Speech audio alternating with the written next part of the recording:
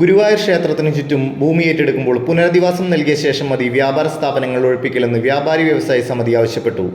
സംസ്ഥാന secretary ES Biju നേതൃത്വം നൽകുന്ന വ്യാപാര സംരക്ഷണ ജാഥയ്ക്ക് ജനുവരി 18 ഗുരുവായൂരിൽ സ്വീകരണം നൽകുമെന്നും അറിയിച്ചു.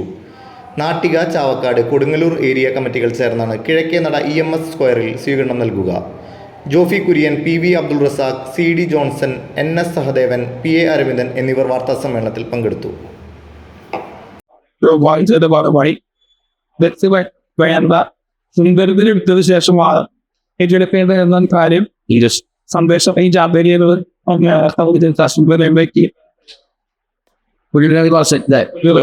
ഉറപ്പാക്കിയതിനു ശേഷം മാത്രമായി